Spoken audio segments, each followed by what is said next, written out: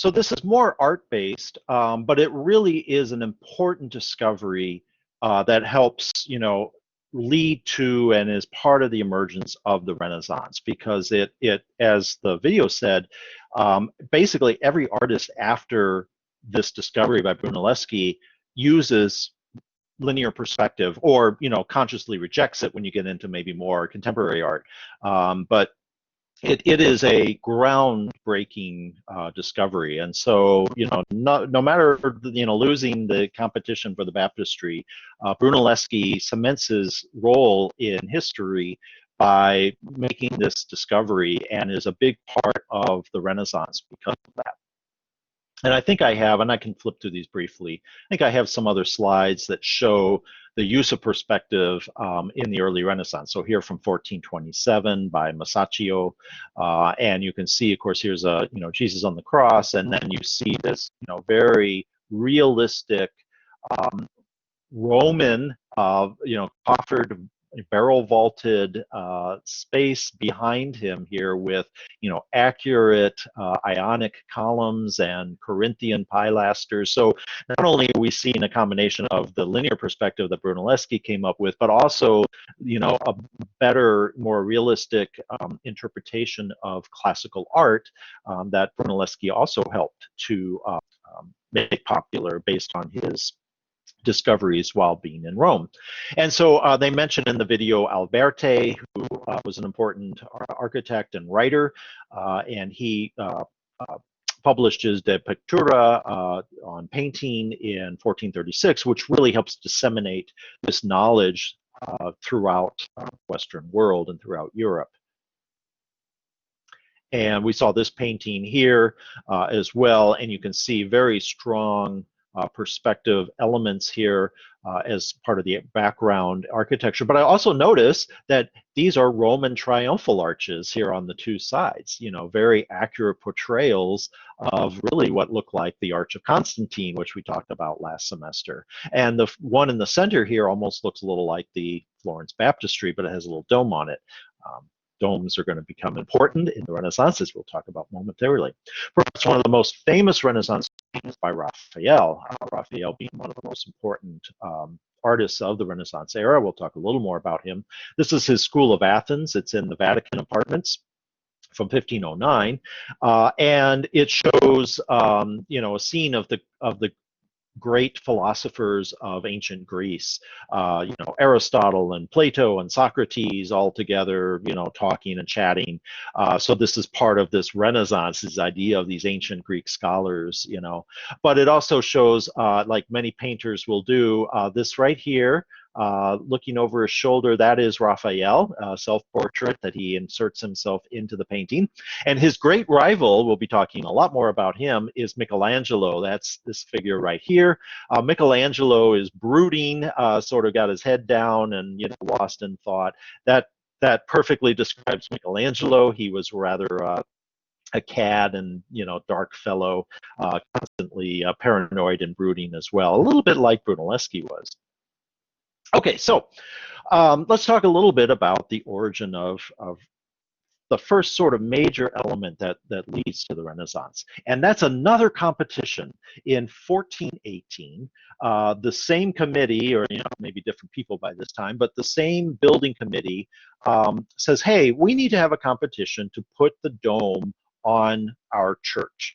The cathedral had been built, the Florence Cathedral had already been built. It was a Gothic structure, and it had always planned to have a dome at the crossing of the transept.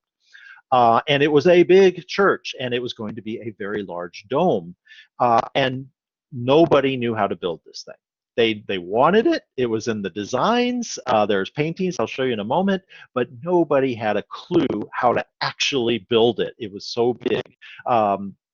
And so they thought, well, let's have another question and see what happens. So in 1418, the competition says, whoever desires to make any model or design for the vaulting of the main dome, yada, yada, yada, if the model be used, he shall be entitled to a payment of 200 gold florins.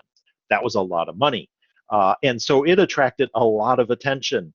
And in fact, our two rivals from before, would participate. So here is a plan of the cathedral. Construction had started in 1292. It was largely finished, except for the dome, by 1380. So, some 40 years almost had passed since the church was supposed to be done, and they still don't have a dome for this thing, and they don't know how to do it.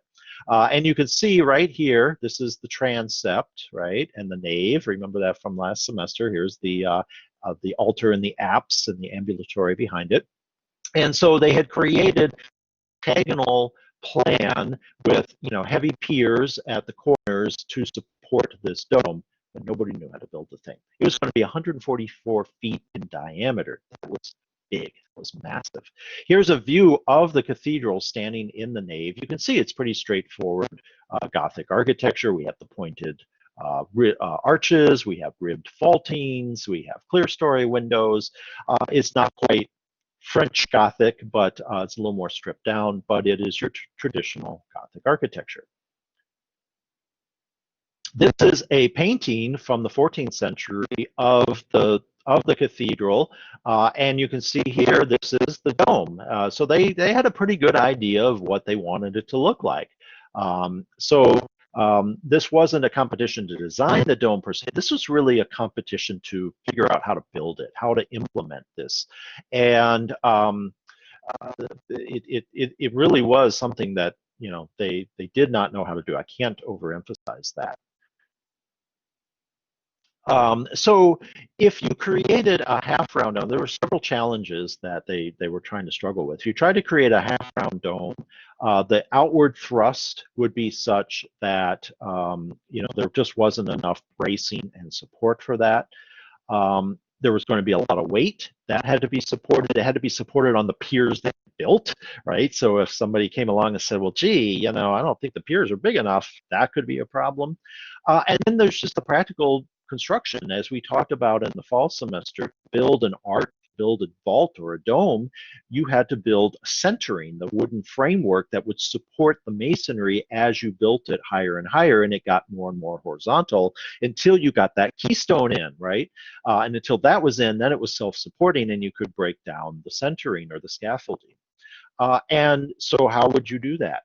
And this is way up high, right? If let's get a slide.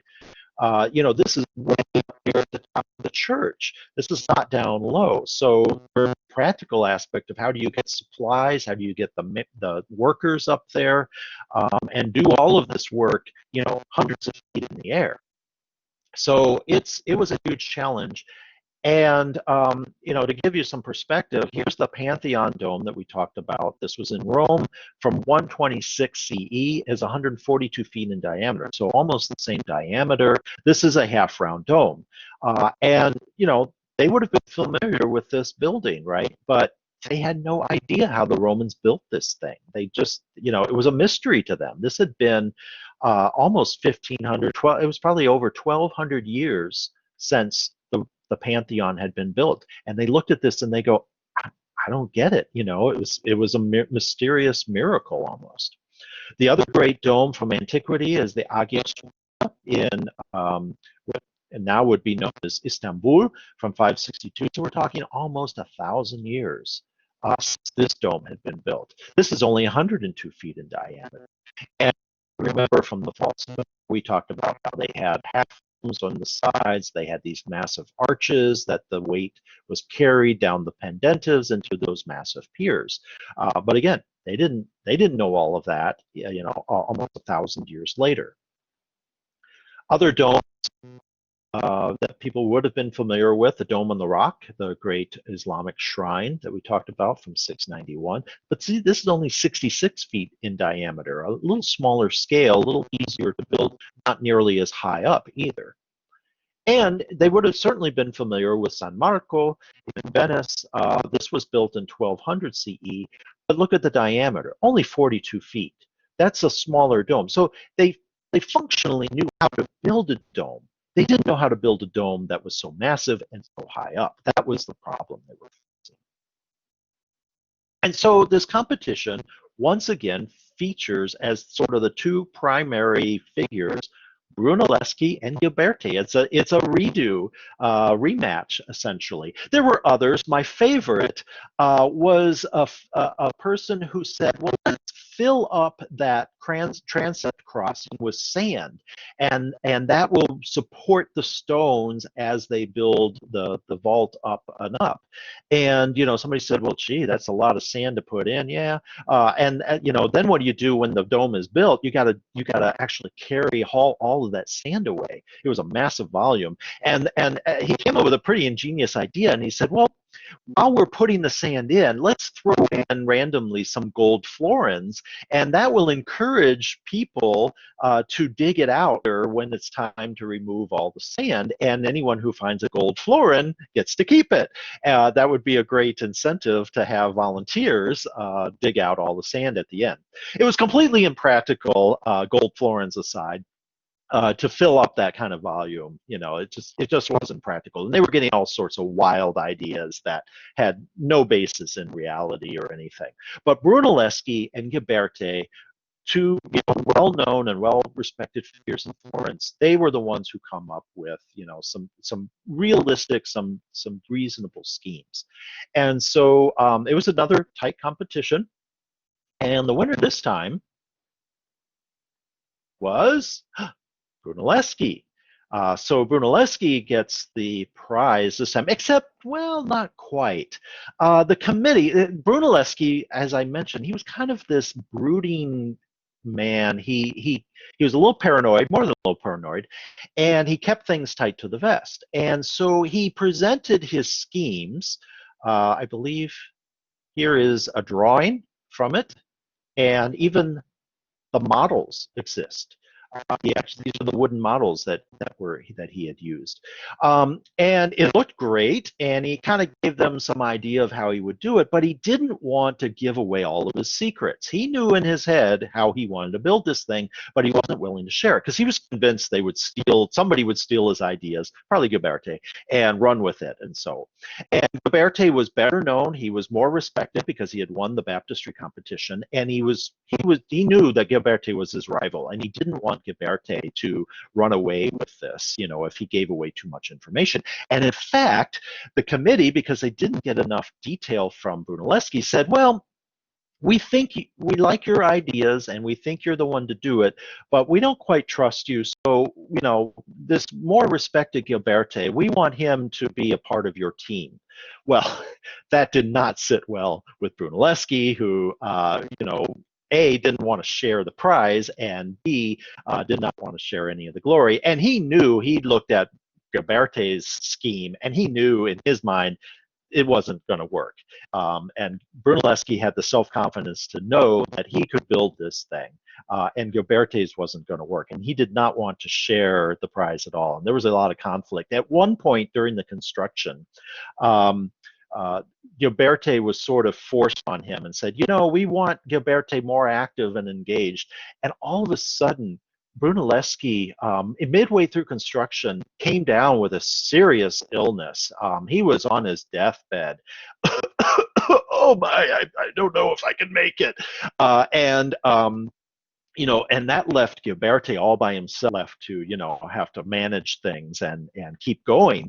And he floundered, it was a disaster. And after several weeks of this, when it was quite clear to everyone that Ghiberti was out of his league, that he had no idea how to actually build this thing, Brunelleschi makes a miraculous recovery, pops out of bed and says, "Okay, I'm ready to get back to work, except I don't want Ghiberti involved in this anymore." And they said, "Oh, okay, you're right. We'll let you just do this." So I'll tell you more. We've run out of time, so I will go into more detail about the actual construction of the dome and a little more about Brunelleschi on Thursday.